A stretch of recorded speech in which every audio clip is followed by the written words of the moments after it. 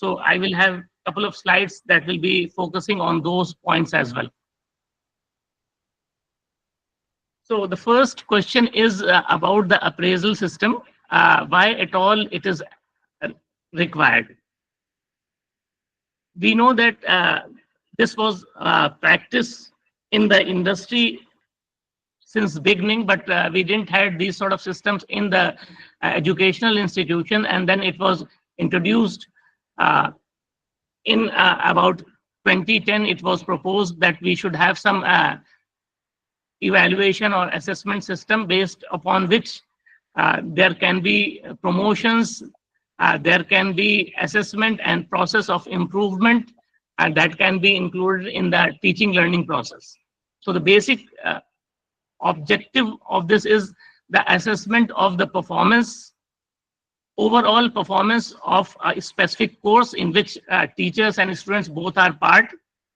And based upon this performance assessment, when we assess, we have got opportunities that we can identify where we lack, and we can improve upon those things. Of course, the other objective is, of course, the salaries, the promotions that we can look into. And other important point in the assessment must be that it should be fair and equitable. This implies that when we are talking about a uniform policy throughout India, it should not favor any region, any geographical location should not be at disadvantage. So the criteria should be such that it could be fulfilled throughout the entire country without any prejudice to any region. That is important.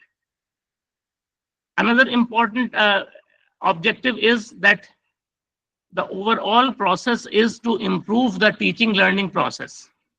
It is not actually rating different teachers, as sometimes it is thought that it is being assessment of the teachers and who is the best teacher. This is not the process, but we want to actually evaluate the entire process in which teaching is also a part, and then identify where there are some scope of improvement which can be subsequently applied.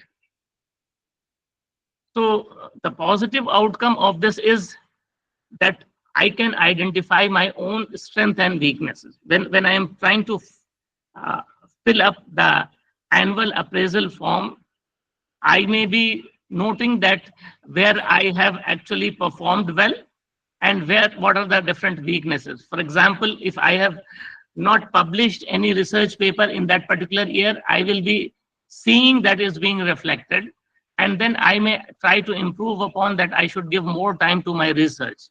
Or if the performance of the students were not good, the grades were not good, then I may try to identify the reasons and try to improve upon that. So that is a part of personal development. And of course, if everything is positive coming out, then you have got a satisfaction that you have performed your duties well. That is an important part. And of course, it will be there for promotion as well. The other important point that has to be kept in mind, and you will notice that as this assessment system in the university proposed by UGC evolved, this negative criteria, which was time consuming, has been taken into consideration. And the first draft was very difficult. It took a lot of time to fill up, and subsequently at all those stages, those modifications were included, and now it has become much more easier to fill up those sort of informations. So we will see that how the things have changed or grown over the past. It should not have any biases or errors. For example, if you recall, we had assessment system still which is going on, which is based upon the research paper published and the impact factor. Now the impact factor becomes an issue because in some subjects, in the same stream, there may be a high impact factor journals, and in the same stream, there may be a low impact factor area where the journals are available. So both of them are publishing, but impact factor is low. So those sort of biases, we will find that it has been now overcome in the 2025 draft resolution. Popularity contest, of course, the negative point may be that if I want to have a positive feedback, a positive outcome, I should not lower the standard or dilute the teaching learning process or the assessment process in order to have good scores over there. So that these are the negative points that we may be having. I'll quickly go through all these things and then come to the main point. If you recall, in the case of assessment system, there was no column or no points in any of those assessment process related to teaching quality. The reason being that it is a subjective measure, and because of its subjective nature, it was not possible to have a specific point allocated. Of course, the number of classes were included, but not the quality of teaching, which is a very important factor, but then it is being subjective, it is being not included actually. Research indicators, publications, all these things were included. Consultancy, fellowship, all these are there. But you will find that these have been slightly modified in the new version that we are having. Remedial classes, there were a lot of emphasis. Outreach programs. Now, this is the major thrust area that we will be seeing in the 2025 policy that we are having, that outreach or the learning of students not within the classroom but outside the classroom as well. Experiential learning, that has become important. Doing practical work more outside the classroom or within the community as well. So that sort of involvement has been included in 2025. This has been heavily emphasized. Of course, the qualification and the training as such is important for the teachers at all stages. And you must have seen that induction program, training program, faculty development program, these are the mandatory requirements that were there since the beginning, and still it will continue. Leadership quality, teacher involved in other activities, counseling, mentoring, all these are important issues which will be accounted for. If you look at the different regulations of UGC, we had 2010, then some modification in 13, 16, 18, and 18 is still continuing, but we have got the draft of 2025. So you can check the details on the website also, which is there.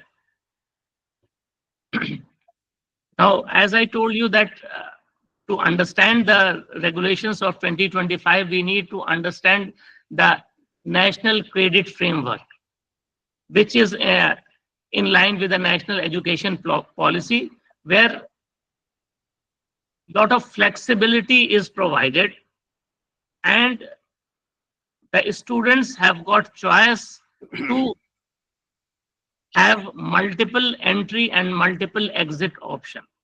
They can exit course or join the course, carry the credit of previous course to some other course. All these options are there. So vocational courses were left out. So how these vocational courses who are actually having vocational training or vocational education, how they can be integrated within the universities and colleges, that is now being proposed in the new policy, and the National Credit Framework actually specifies those credits that we will see in a couple of slides next. Equivalency of the credit has been defined.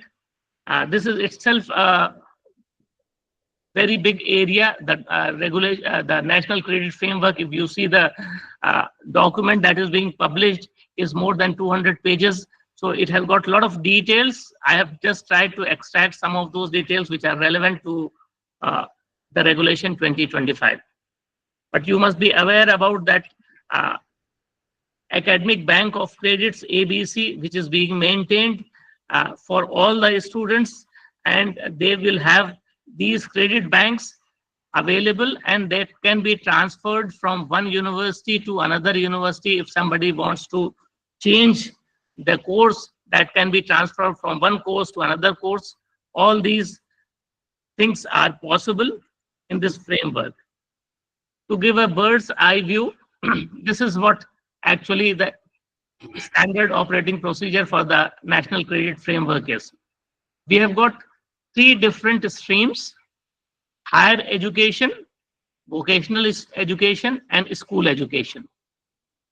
In each one of them, we talk about that in higher education, how to integrate with the vocational training. How do we actually calculate the equivalence of the credit that the person has learned in the previous stage, and he can be included in the higher university or higher institutes. So academic bank of credit was established. Then National Skill Qualification Framework guidelines have been proposed, where how many credits will be earned at different levels have been actually defined. We'll see that in the next slide actually. Then school education, there should be flexibility in the curriculum. The option of multiple entry and multiple exit at all the levels, and credits allocated to different learning levels.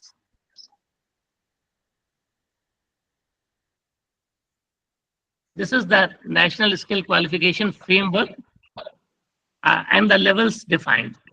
What is important in our case is that we should be aware about these levels, level 1 to level 8.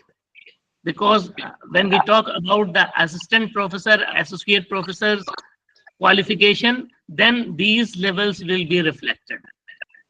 For example, when we say level 6, this is UG degree, which is a 4-year program. So if a person has got a 4-year UG program, he will be at level 6. If he has performed a PG diploma, which is of 1 year, then that will be level 6.5. And if this is a PG degree, for example, MTech, MVOC 2-year courses, then that is level 7. And a person who has done the doctorate is level 8.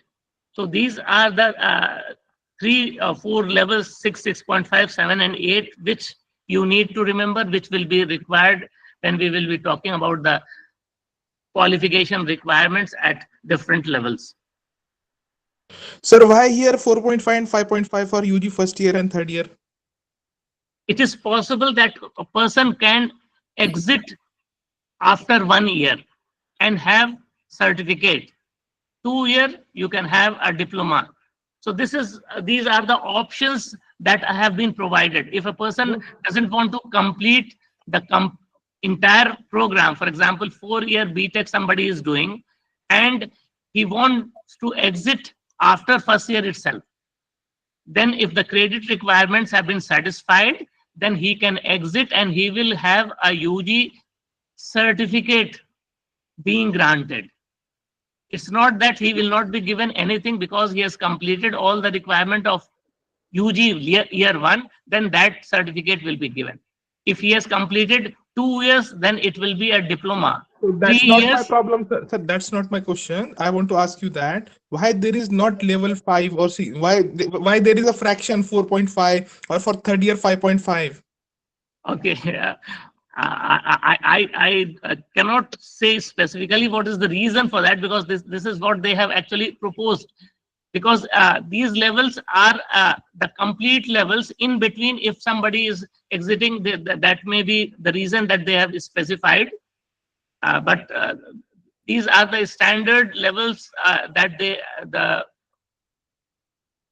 UGC has actually proposed in this NSQF. These are the documentations specifically. Maybe that 7 is the complete degree that you are having, and you are exiting in between 1 year. If you are doing a 2-year PG program and you exit after 1 year, so it is intermediate. You started at 6 and you have to end up at 7, but you didn't go up to 2 years. You exit in between, so it is 6.5.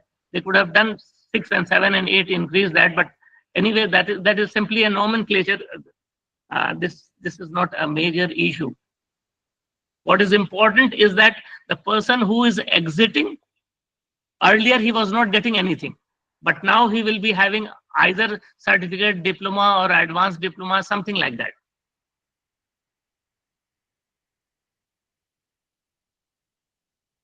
And further, he can also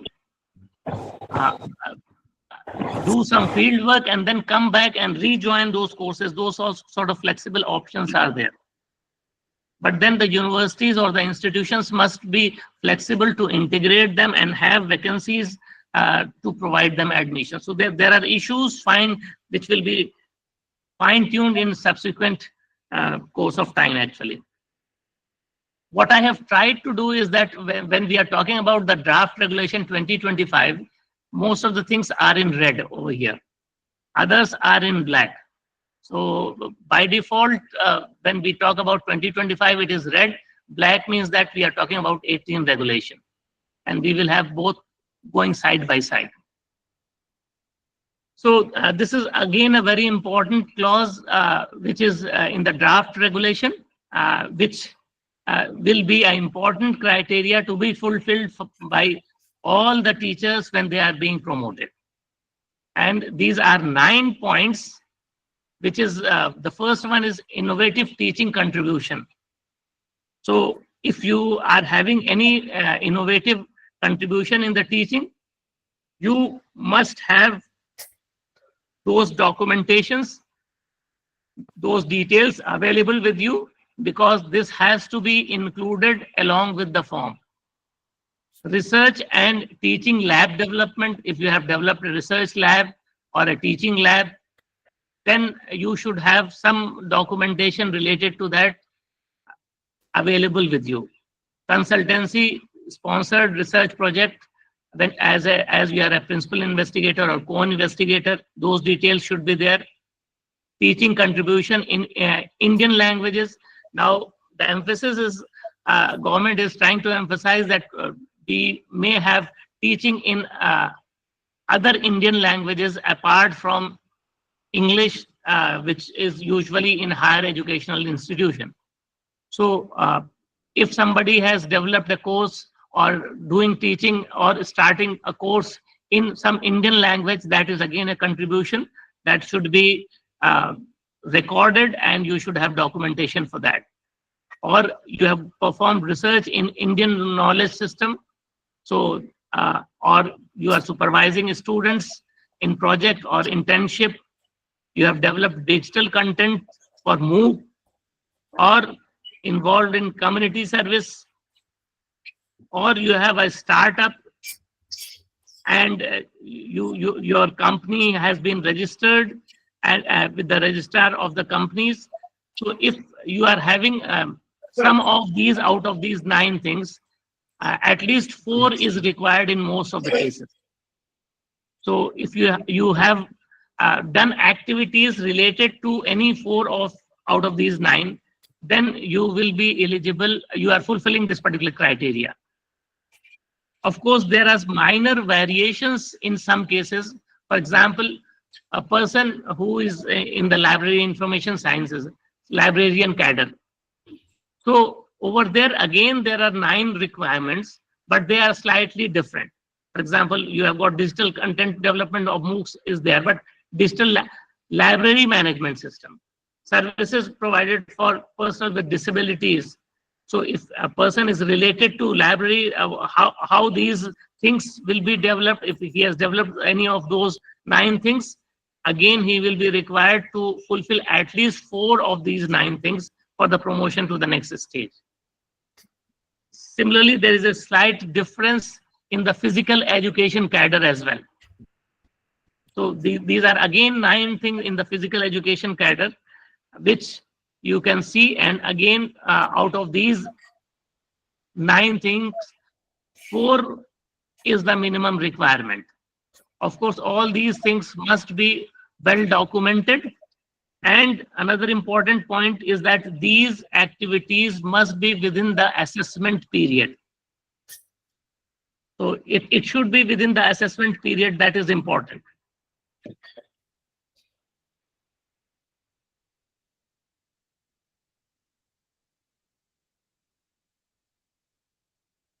Is it okay? Yes, sir. Yes, sir. Yes, sir.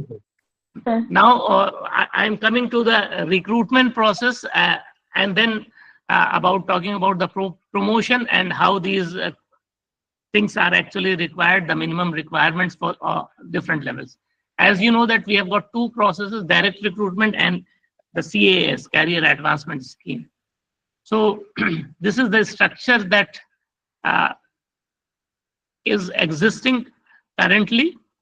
The red one, which is showing a direct recruitment, the first one, that is academic level 10. And at this 10 level, we do have possibilities of only direct recruitment. Of course, there is no career advancement. When we talk about level 11, which is in the earlier case a senior scale, then this is again a career advancement scheme through promotion within the same institution. Then academic level 12 is selection grade, again through promotion. When we talk about associate professor 13A, we have got both the possibilities, direct recruitment as well as promotion. And professor, which is direct recruitment as well as promotion. Senior professor, which is in some universities, which has now been actually, the senior word has been dropped in the draft new regulation 2025. It is only professor with academic level 15. And that will be through promotion itself. So we will talk about all these things. We'll start with the direct promotion scheme, direct recruitment, and then we will go to the career advancement. There are slightly different requirement in both the cases. As in the initial, sir told that these conditions that are given by UGC are the minimum requirement. Institutions, they can have their own additional requirement, which can be higher than these, but not lower. So you will find that some of those premier institutes, they do ask for higher qualifications and higher requirements, the percentage as well as research outcomes. So it is as per UGC directive that UGC has said that you can always have a higher level, but minimum is 55% at PG level or equivalent grade point. And of course, if there are special categories, then 5% relaxation is there, so minimum will be 50%. And the person should have a net or the set or the national eligibility test he must have qualified, or must have the PhD, which is following the minimum standard norm proposed by the UGC regulation in 2009. For the international PhDs, the earlier regulation said that it should be from the top 500 QS ranking universities or times higher universities or the Shanghai ranking. So international PhD from top universities will be considered according to this particular criteria. Now, if we see the draft regulation 2025 for academic level 10, then it says that UG degree, National Credit Framework level 6. So that was equivalent to UG degree that we have already defined, with at least 75% marks, or a PG degree with National Credit Framework level 6.5. That means the PG diploma that if anybody is having, with at least 55% marks or equivalent grade. And there is an and over here, and a PhD degree. So PhD degree is required over here. But for this entire thing, there is another option that if a person is having a PG degree with National Credit Framework level 6.5, at least 55% marks, and has qualified the national eligibility test conducted by UGC, CSIR, ISR, or the state level test, then he can be considered as well. That means without PhD degree.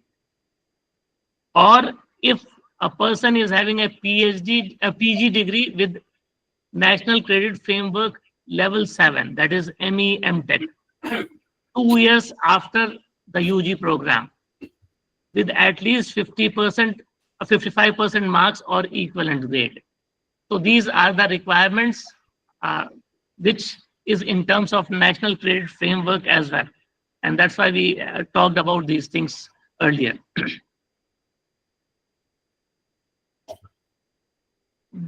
There may be slightly different requirement for people who are from disciplines like yoga, music, performing arts, visual arts, and other traditional arts, drama, and all those things. Over there is a slightly different requirement. At least a UG degree with 5.5 or 6 National Credit Framework level.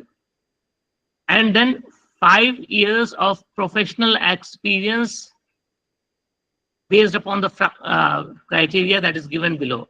That is, experience a professional at the state level or national level with proper authentic proof and adequate knowledge of theory and ability to teach. Because we are talking about recruitment of teachers, then that ability should be there with logical reasoning and illustration in specific discipline. So out of the discipline yoga, music that we are talking about, a specific discipline, he should have knowledge of theory. And this is to be judged by the selection committee based upon the recommendation of 3 external subject experts of the selection committee. We may talk about the constitution of the selection committee also based upon the new rules, but these 2 criteria, that is the experience of 5 years at state or the national level and the adequate knowledge of theory and ability to teach, that will be judged by the selection committee. But those proof has to be actually provided, and this is specifically for assistant professor in these areas, not in all the area. And you can see that over here, some experience, professional experience, not teaching experience, other experience is coming over here. Then the direct recruitment at associate professor level, that is 13A. Here the PhD is must, that is as per the UGC regulation 2018. Minimum 55% marks, of course 5% relaxation as in the special cases. 8 years of teaching or research experience in academic or research institution, and requires minimum of 7 publications in the peer-reviewed or UGC listed journal. Now those UGC list is changing dynamically, and there are a lot of changes, and now probably it won't be required in future as well. and the research score 75. If you would permit, then we will talk about how to calculate the research score as per 2018 guidelines.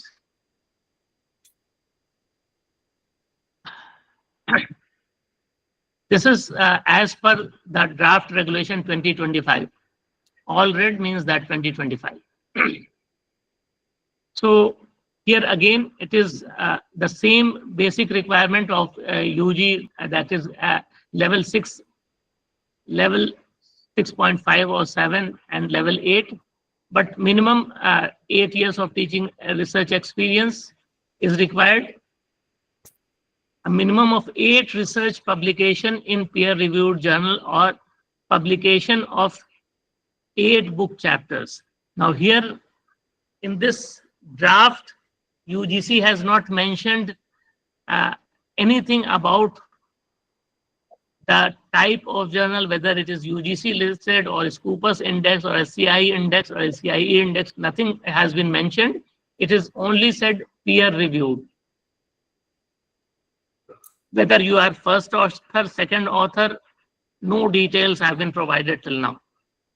So if the Gazette notification comes up, we still need to wait and see what are the finer details being circulated in those Gazette notification. Then publication of 8 book chapters. So either you should have 8 research publication or 8 book chapters, or publication of a book as an author, or 2 books as co-author by a reputed publisher, or you should have 8 granted patents. Important is granted over here. It is not the patent that you have filed or the patent that has been published, but the patent that has been granted. You can have the combination of these. That means you may have 3 journal publications, you may have 2 books, or you may have few patents, all of them summing up to 8. That is also possible. And then the last point, as I pointed out, that there should be your notable contribution in 4 out of those 9 areas as we mentioned in clause 8. So out of those 9 areas, you should have at least 4 areas in which you should show your contribution. Then you are eligible for the associate professor. It is also important to note that these contributions that we are talking about is during the period in which you were actually employed.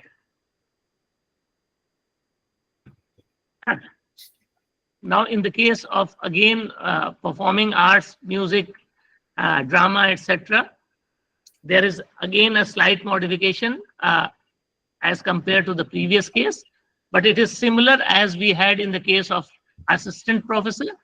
The experience has now been increased in this case. He should have a 10 years of professional experience, but at state or national level, not at the district level or at the college or the university level. So that is a requirement, and the knowledge, as I told you, knowledge and of the theory and ability to teach, which will be judged by the selection committee experts. This is again a requirement.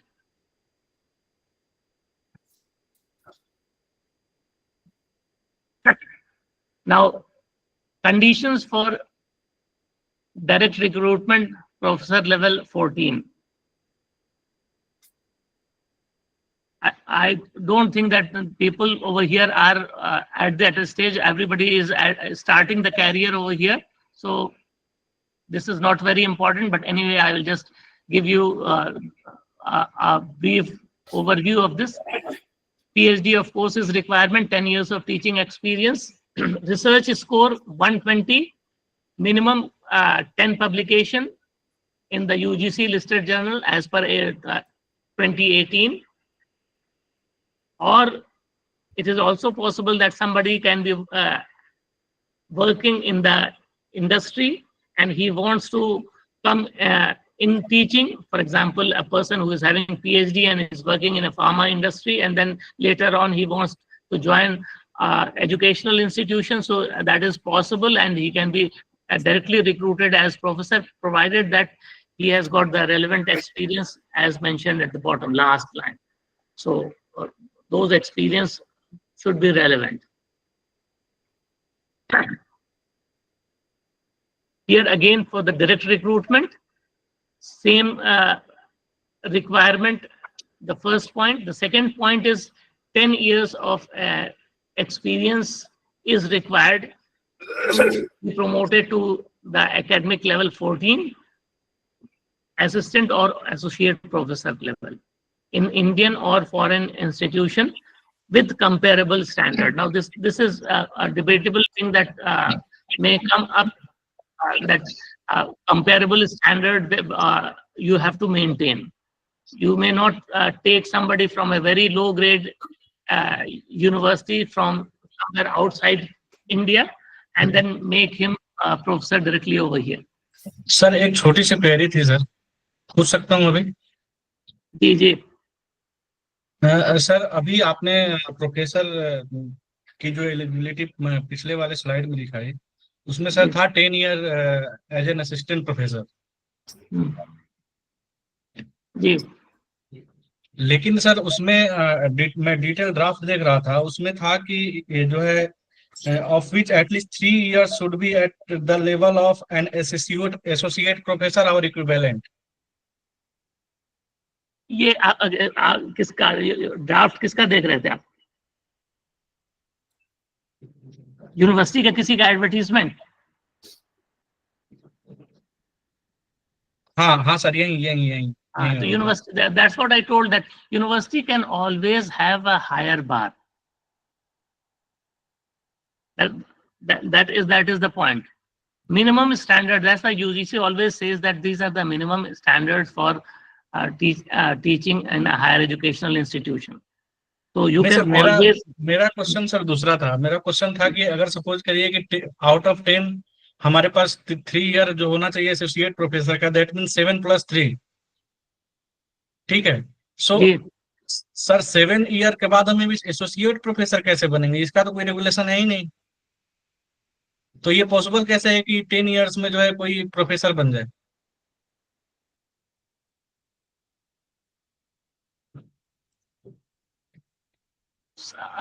If somebody is for example, you are talking about that 8 years of teaching requirement is there. Yes, sir. So it is possible that somebody may be coming from maybe industry or something like that. लेकिन sir उसमें भी तो equivalent उसको तो माना ही गया है, तो उसको भी तो चाहिए ही.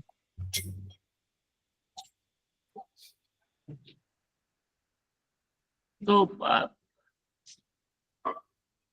that requirement may be that university which has actually advertised is actually a self-contradictory one, because you cannot be promoted to associate before 8 years of experience. But that was in older norms. Before this, it was possible, but not possible with 18(1). So if a university is very old, they may be having very old cases. In that particular case, it is possible that there may be some cases pending, but otherwise it is not possible. And as per the notification, you don't need to have those sort of things. But as I told you, that the university can have those higher standards. But whatever you have pointed out is correct, that it is a conflicting requirement and it won't be possible. And that's why the UGC is not saying that you require associate professor. It is giving oblique. नहीं sir, इसमें लिखा हुआ of which at least 3 years should be at the level of an associate professor or equivalent. or equivalent. हाँ. हाँ. So that means कि 8+3, that means ये तो कम, हमारे पास कोई ऐसा क्राइटेरिया नहीं है कि हम 7 ईयर के बाद एसोसिएट प्रोफेसर जो है हो जाए. With your permission, So, sir, I would like to point out. Yes, yes. Sir, this requirement is the minimum requirement. This point shows that at least 10-year experience as an assistant professor should be there, and 3-year must be there. It looks like that 10-year person may be there, but 3-year being associate professor makes it mandatory. It may go to up to 13 years. Yes, but then 10 year is useless.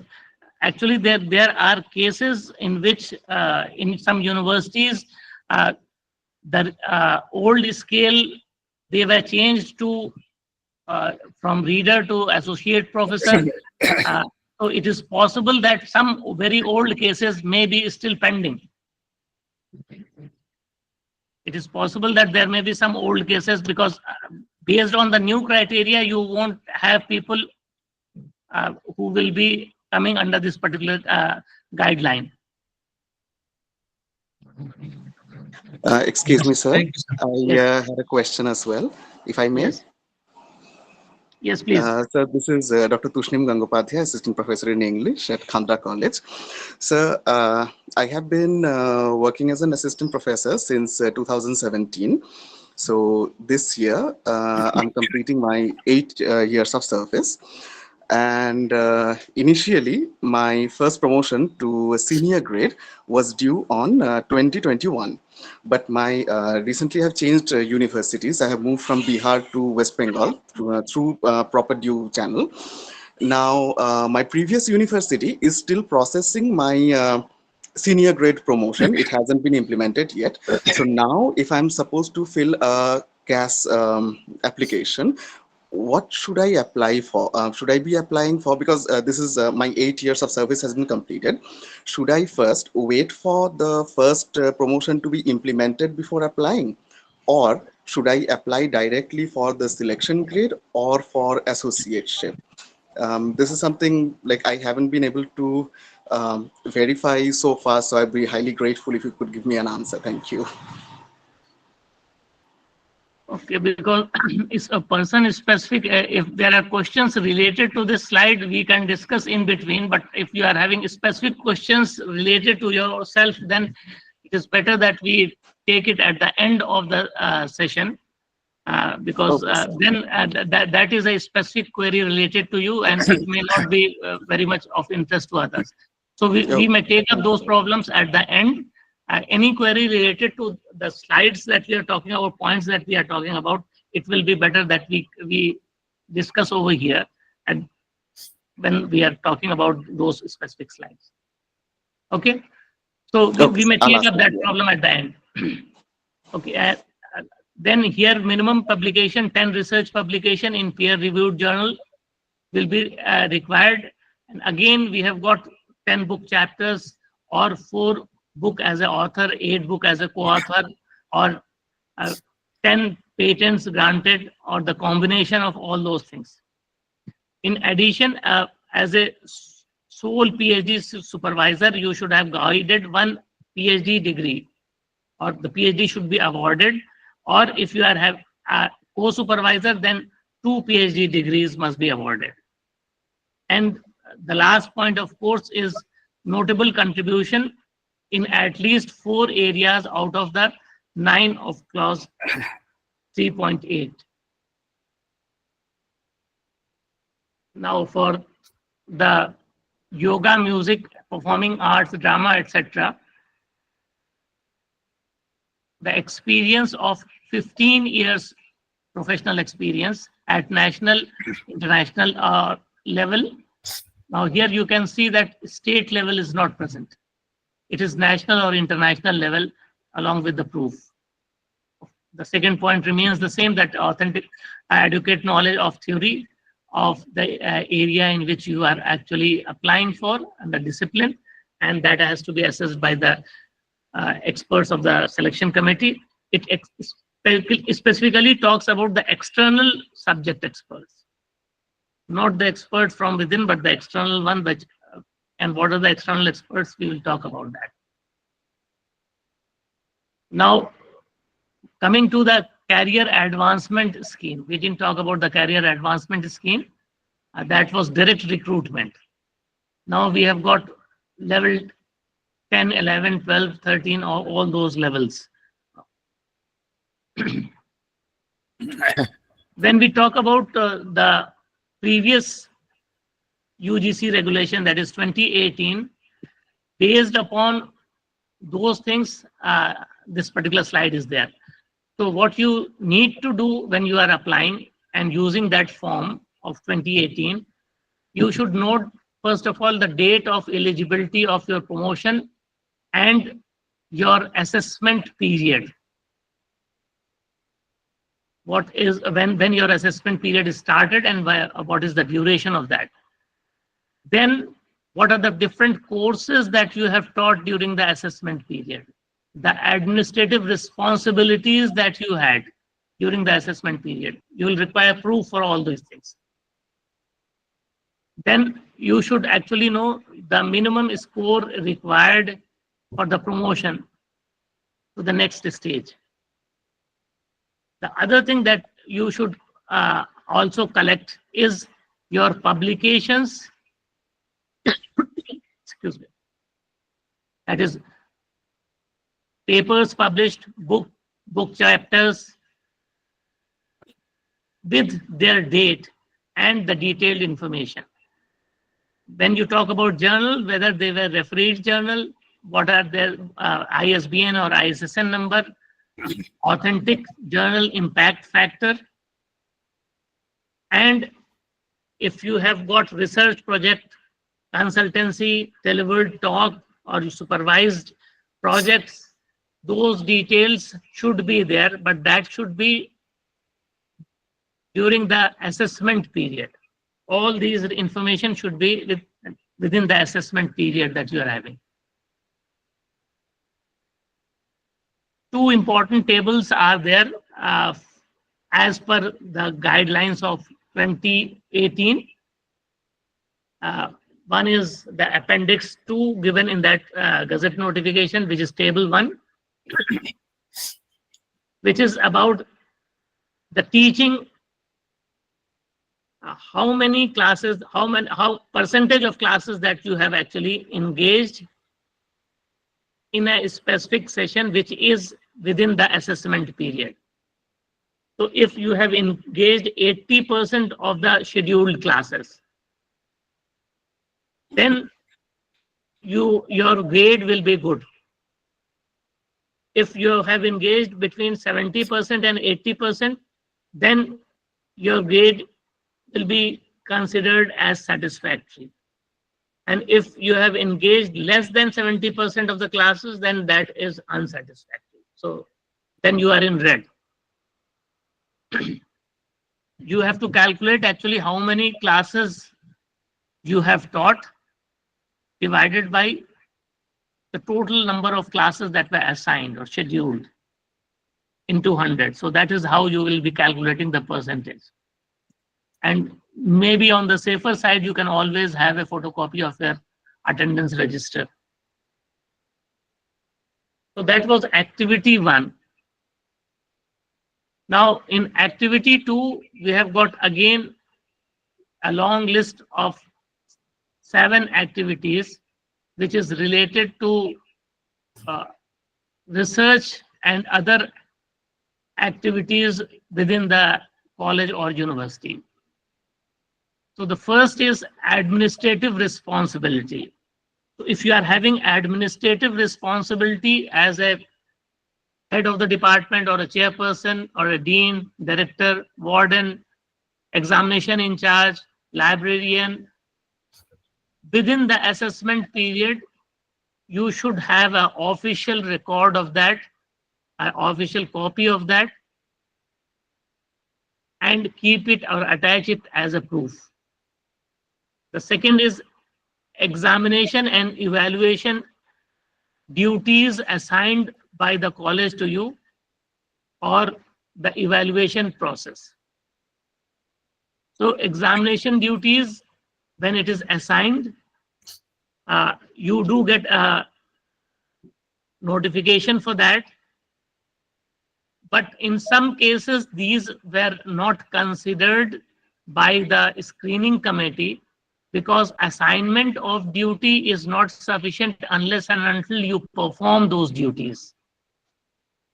So it is better that once the examination ends, you can request the examination superintendent to give you in writing the duties that you have performed in that particular session and keep it as a record to be attached when you are filling up the career advancement form and if that duration is falling within the assessment period. So that record is important. Examination, evaluation. Sometimes the Board of Studies actually passes the name of the examiner or the evaluator within the meeting. So that should be a record which can be authenticated by the head of the department or the principal concerned.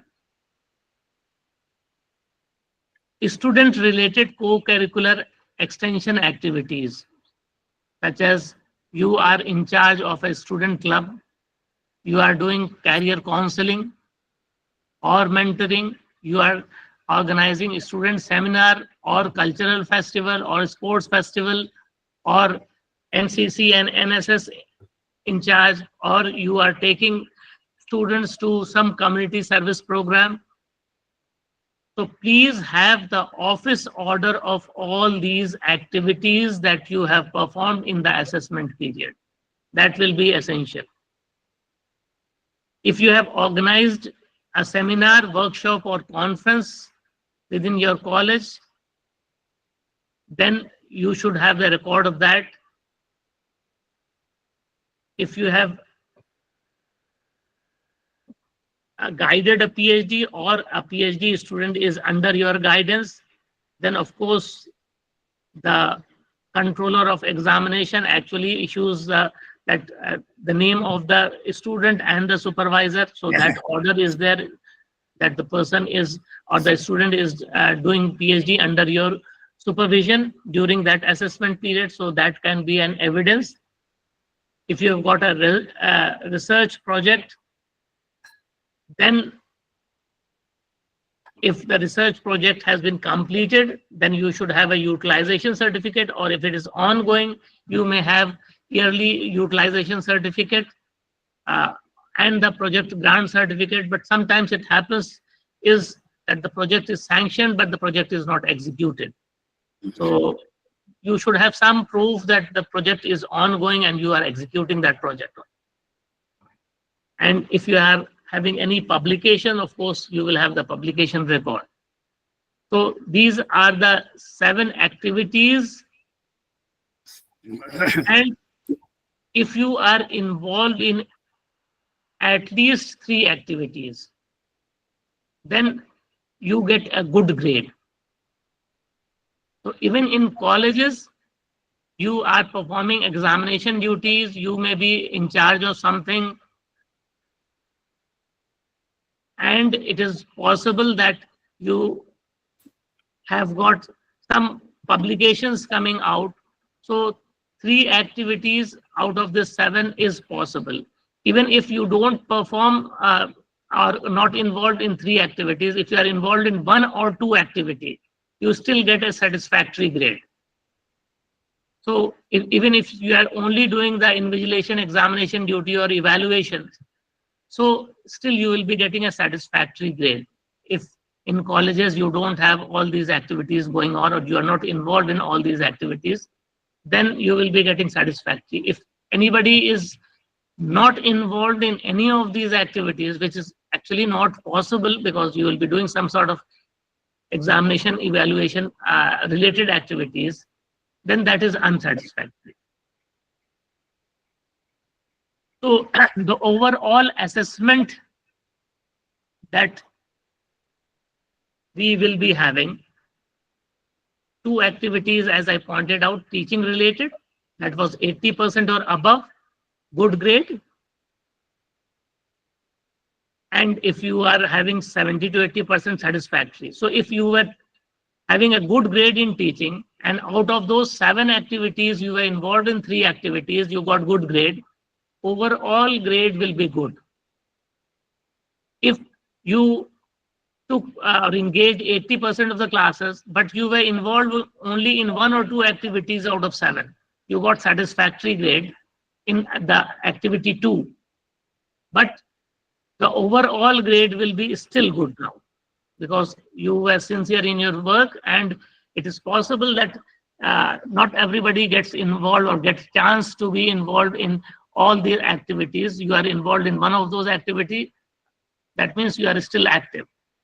But if you are having a satisfactory grade, that is 70 to 80% of the classes you have engaged out of the scheduled class, and you are good in the 3 activities out of the 7, still you will be getting satisfactory. That is, teaching is important over here. So if teaching is good, then it will be good. And if teaching is satisfactory and the other is good or satisfactory, still you get satisfactory. But if you are having unsatisfactory in any one of these 2, then the overall performance will be judged as unsatisfactory. So this will be the assessment for the first part, the table 1. Any questions related to that? With due respect, sir, I was pondering over the earlier slide where it was saying that organizing seminar. So is it only organizing seminar or participating or presenting? That is also included. No, not participating, organizing. Only organizing. Okay, yes, thank you, organizing. Sir. So it is possible that वो तो देगी इसका चाटा sir नहीं और organising मतलब का convener means sir क्या जो है एज ए कन्वीनर शिवानी उसका नाम you may What be the in hell? an There is a- organizing committee also, it is possible. But see, it is If I possible say- that if I say if you are convener- having, then it is of course organizing. Convener is very good. Okay, sir. Okay, thank you, sir. Here what is important is that if you are not involved in any one, B is the activity in which everybody will be involved. So you always end up with satisfactory. There is no problem at all if you don't go at the good level. Because if you end up with satisfactory and you are sincerely teaching, taking more than 80% of the class, then still you are having good over here. This is satisfactory. Overall is good. Sir, I had a question, sir, over here. Yeah. Sir, Assalamu alaikum, sir. This is Dr. Abu Hassan from Kolkata. Actually, I just wanted to ask, sir, these whatever the criteria and whatever grading patterns you are telling, is it applicable for the private sector? Means, or even for the, or it is only for the government sector? I mean to say, aided college and universities.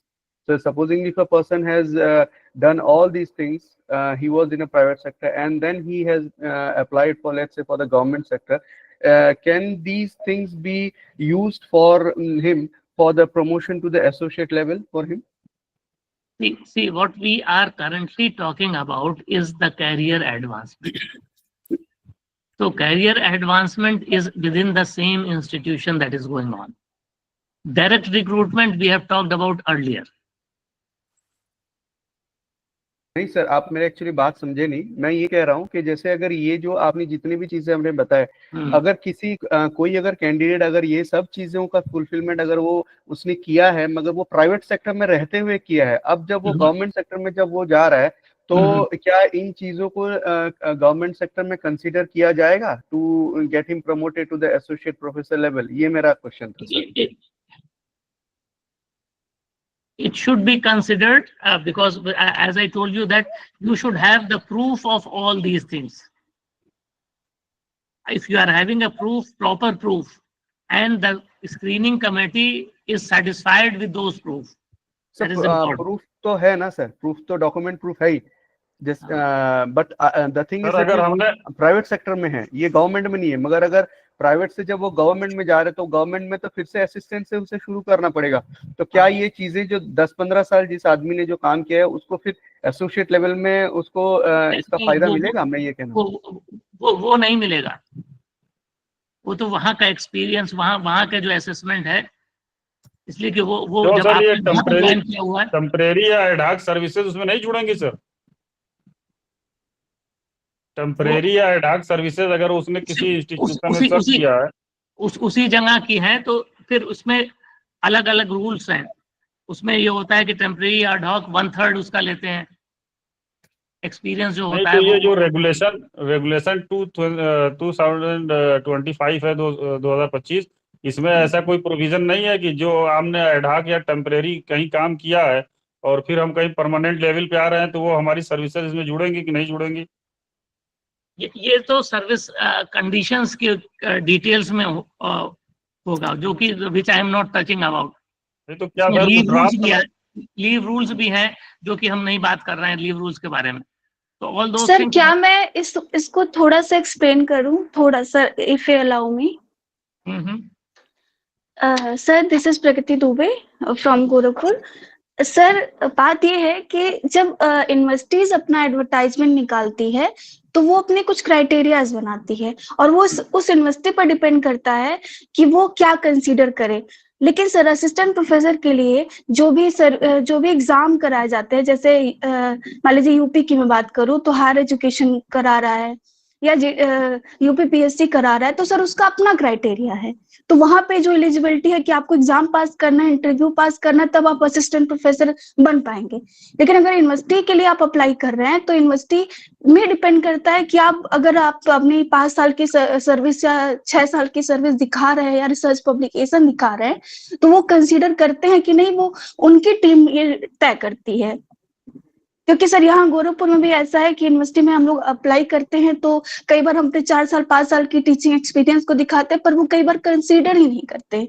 और कई बार sir research publication भी हम दिखाते हैं तो भी वो अगर यूजीसी लिस्टेड या वो भी तय करते। सर अभी दिल्ली यूनिवर्सिटी का फॉर्म था, उसमें भी उन्होंने यही किया था। तो अगर आप असिस्टेंट प्रोफेसर के लिए करें तो या तो यूपी पीएससी या तो हायर एजुकेशन के थ्रू आप एग्जाम पास करिए, और अगर आप यूनिवर्सिटी के लिए अप्लाई कर रहे हैं तो आप यूनिवर्सिटी के अप्लाई के लिए उस पर्टिकुलर यूनिवर्सिटी का अपना गाइडलाइन है, आप उसको फुलफिल करते हैं तो ही आप उसको कंसीडर किया जाएगा। Thank you sir.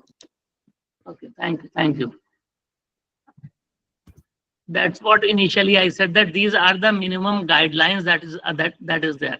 The universities will have additional things, and as I told you, that ad hoc appointment or temporary appointment, there are so much of variation. Contractual appointment, so every university has got a slightly different interpretation of these things, and slightly different rule have been framed.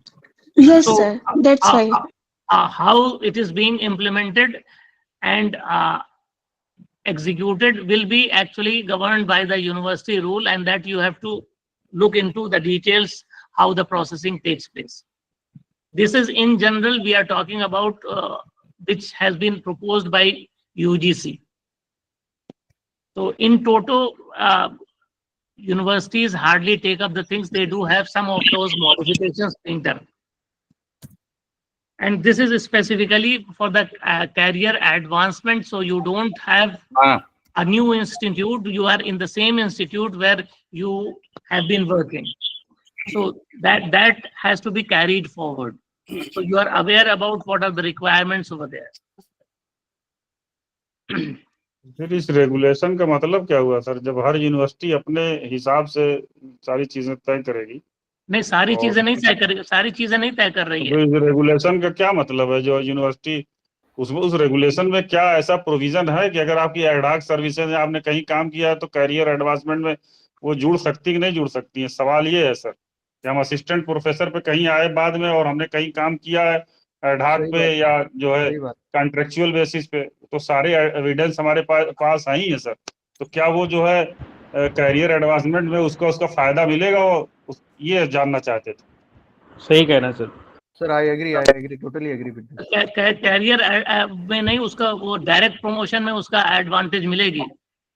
वही हम जानना चाहते हैं कि अगर हम direct जी promotion में वही 1/3 बताया आपको कि मैंने 1/3 सर्विसेज प्रपोज किया है कि उसके 1/3 किया जा सकता है। जी बस सवाल यही था, यही जानना चाहते थे कि कैरियर जी। एडवांसमेंट में क्या उसका फायदा मिलेगा पुरानी सर्विस का।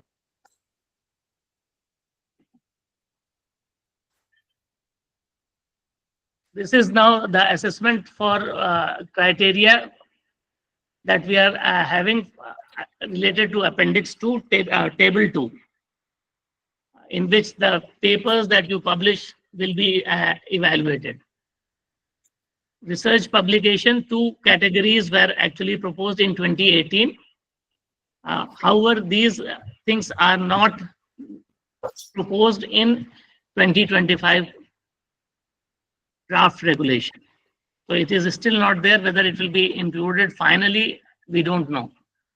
But this is about 2018, which is currently in practice. So 2 categories, faculty of science, engineering, architecture, we have got 1 category, and then we have got other category, which is faculty of humanities, art, social sciences, physical education, management, and other disciplines.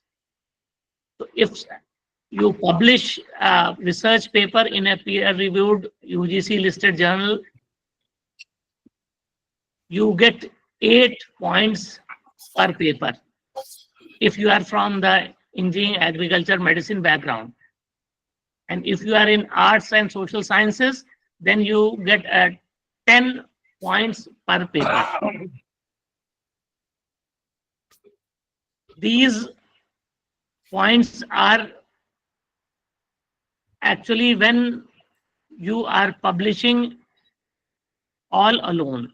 If you are publishing in a journal which is a refereed journal and has got impact factor and has got co-authors as well, then the points will be modified.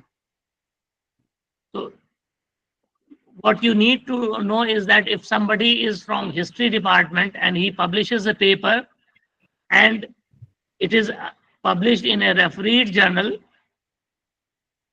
and has got an impact factor which is less than 1, then, and let us say he is a single author, then he will get a 10 point and 5 point for the refereed journal because it is refereed without an impact factor. And if it is having an impact factor less than 1, then 10 points. So 10 plus 10, 20 point when it is having an impact factor less than 1. And if it is only refereed without an impact factor, so he will have a 15 point. If it is a single author. If the person is from a science faculty,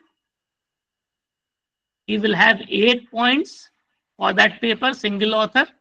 And if it is without impact factor, it will be 8 plus 5, 13. And if it is having an impact factor less than 1, but of course it has an impact factor, so 10 points, that means 18 points. So depending upon the impact factor, these points will be added. Now, we may have more than 1 author in a paper, and if there are 2 authors, then 70% of the total value that is there.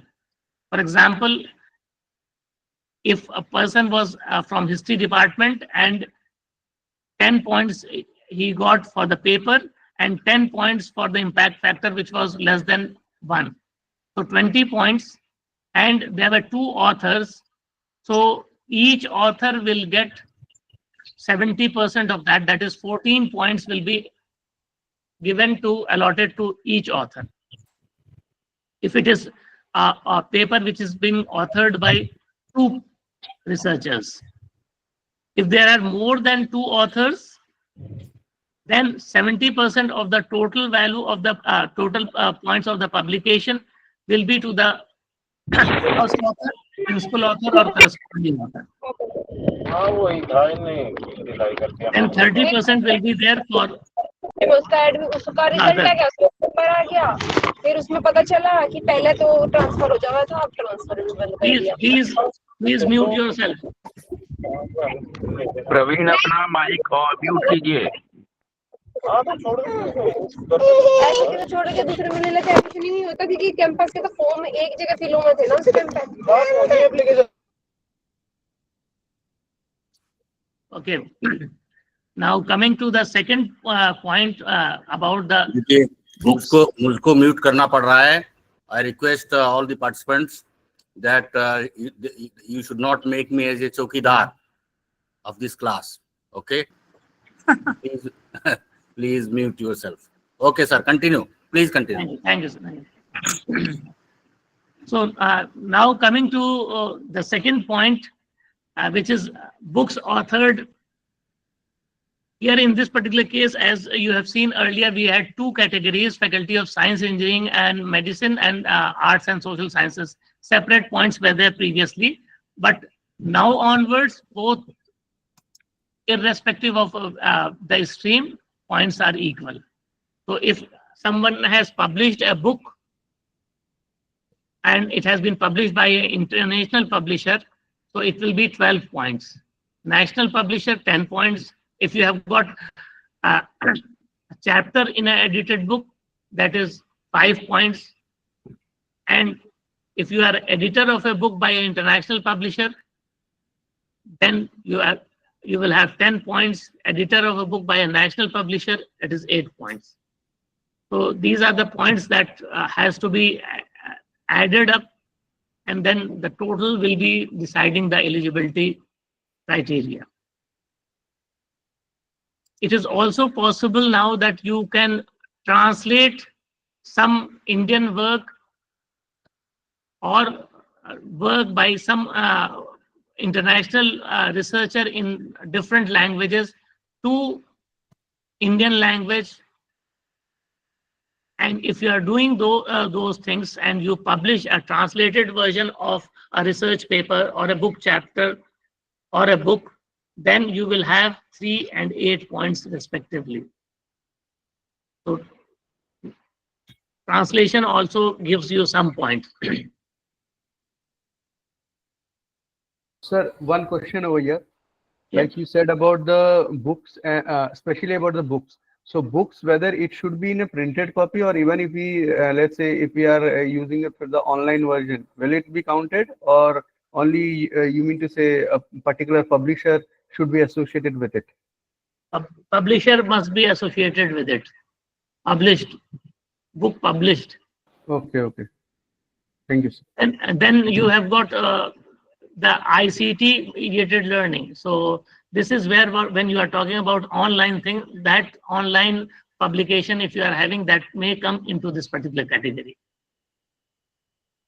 So if you are having some new methodology in teaching, some innovative contribution in the teaching learning process, that must be authenticated by the head of the department. It will fetch you 5 points. If you have developed new curriculum or new course, then you get 2 points per curricular or course that you have developed.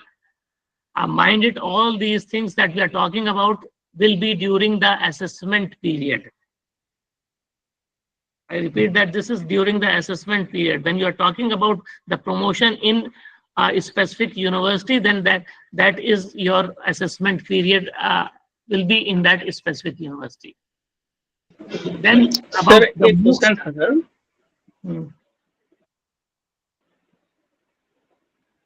Hello, sir.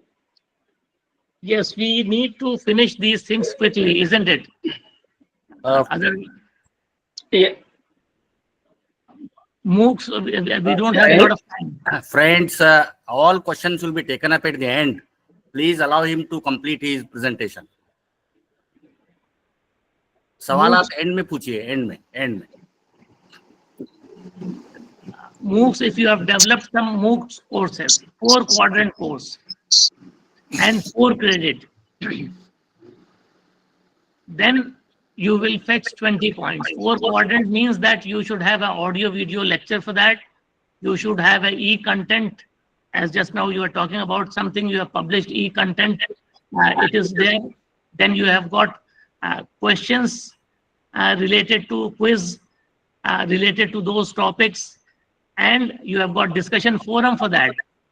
If your MOOC's content covers all these 4 quadrants, then you fetch 20 points. If you have developed a module only or lectures, then you get 5 points for the 4 quadrant. If you just write the content of a subject that is in 1 quadrant, then you get 2 points. If you are a course coordinator for MOOC's 4 credit course, then you get 8 points. Or if it is less than that, then you get 2 points per credit. Then e-content development.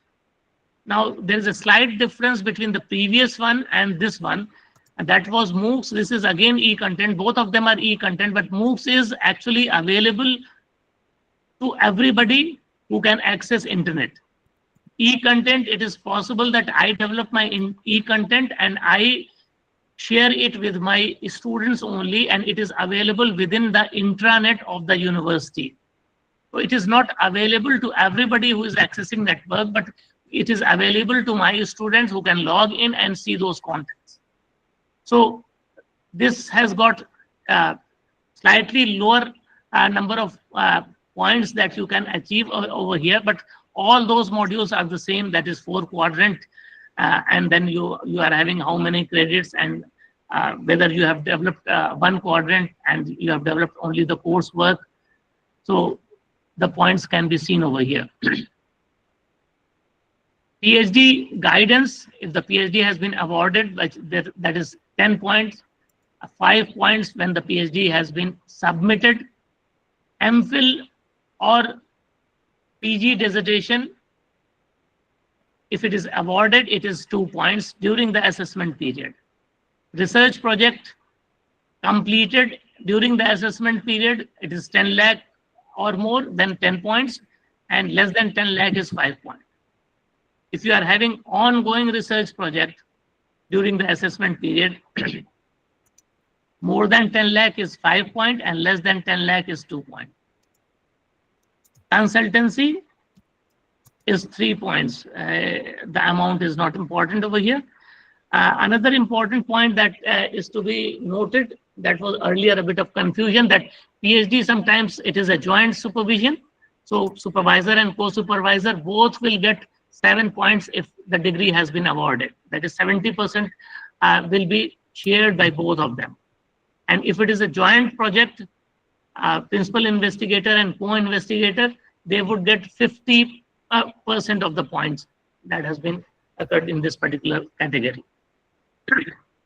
So if only principal investigator, full point. If 2 investigators, then it will be 50% each. Patents, granted patents, international 10 points, national 7 points. If somebody has prepared a policy document which has been actually acknowledged and has been adopted by the state government, central government, or some international organization, then those policy documents will fetch points as well. 10 points international, 7 points national, and state level 4 points. If you have been awarded international fellowship or award, then 7 points, and national is 5. Last and important point is that invited lectures, or you have presented papers, or you are a resource person in any conference, seminar, workshop, then outside India, if you are there, 7 points. Within the country, it is 5 points, and within the country, if it is international conference or workshop, then it is 5. If it is a national one, it is 3, and within the state of the university, it is 2 points. Now, it is important that you have to accumulate certain minimum points, but those points should be distributed and should come from at least 3 out of the 6 categories that we have talked about. It is not that somebody is just saying that I will go and deliver invited lectures only and then I will collect all the points based upon this 6 point only. No, it is not possible. And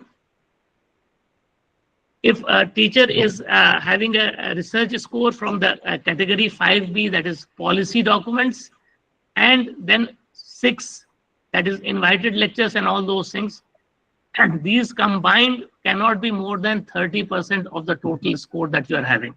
So there is a capping also conditional put over here. Now, assistant professor, what are the eligibility criteria and the promotion criteria? Level 10 to level 11, if someone has completed 4 years of service with PhD or 5 years of service with MPhil or PG degree in professional course, or 6 years of service without PhD professional degree,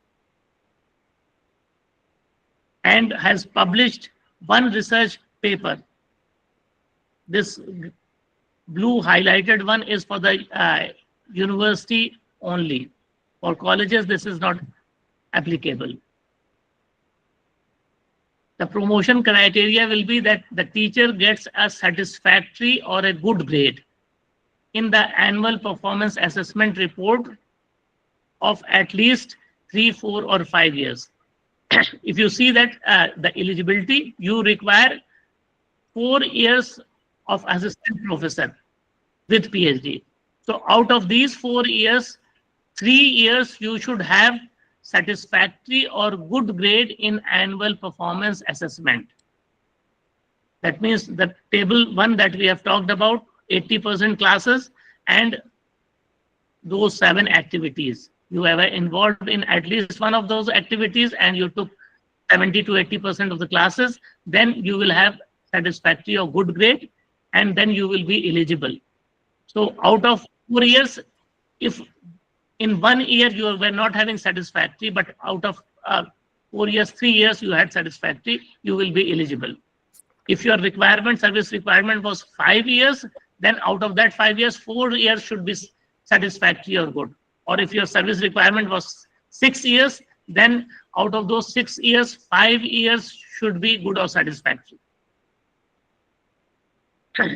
And the promotion will be done through the screening committee. You will not be interviewed, but of course for the universities, 1 research publication is required. You should have attended an orientation course, 21 days, teaching methodology, or any one of the following, the refresher course, research methodology, or 2 of the following, that is at least 5 days program, a workshop on syllabus upgradation, training, teaching, learning, faculty development program, or you must have taken 1 MOOC course with e-certificate, or development of e-content in 4 quadrant MOOC course during the assessment period. So this was the requirement for the college as well as the university, and the bottom one is for the university additional things that will be there. 1 research publication in the peer-reviewed journal, UGC listed journal, during the assessment period. This is for the case of the regulation 2025, 4 years of service with a PhD degree, that is National Credit Framework Level 8, 5 years with MPhil or PG degree, and then 6 years with PG degree, that 6.5 level, and attended those courses that are there, refresher courses, still they are present over here. 4 contributions in at least those areas out of 9 that we have talked about in clause 18 during the assessment period. And this blue one is for the university, which is 1 research publication in the peer-reviewed journal, or publication of a book chapter, or publication of a book, 2 books as a co-author, or granted 1 patent. So This is for the case of university teachers only, not for the college promotion.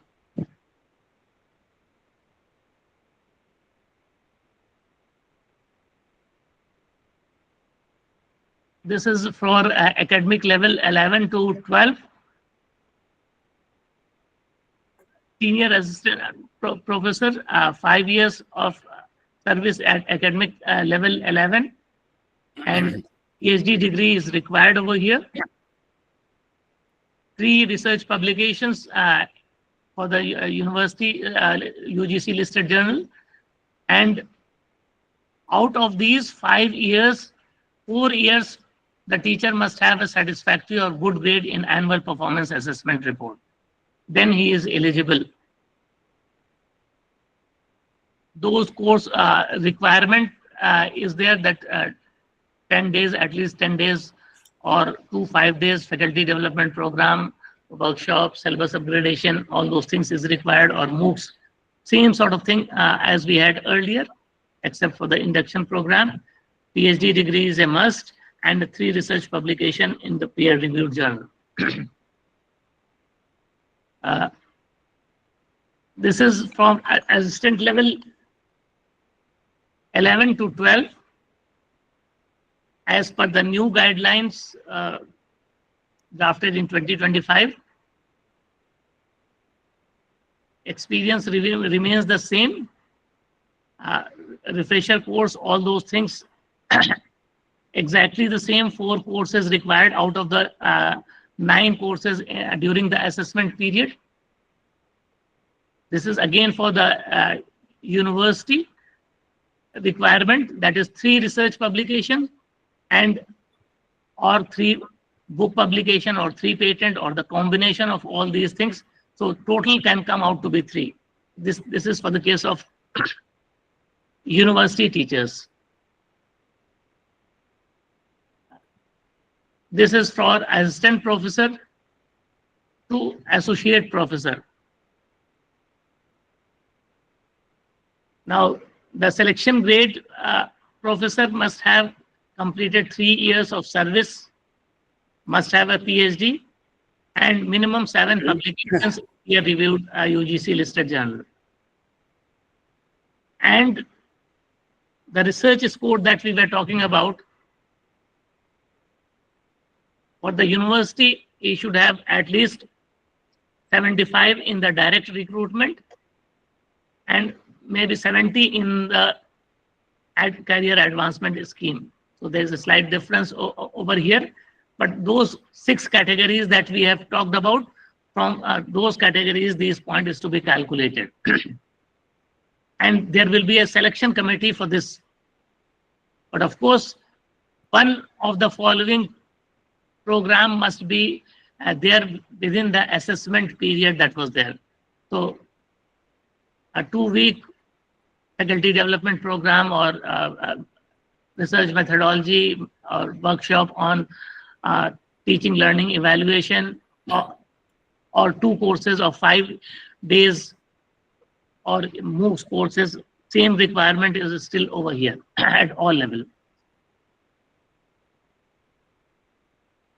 3 years of service at academic level 12, PhD degree, completed these programs, and same requirement of 4 courses out of those 9.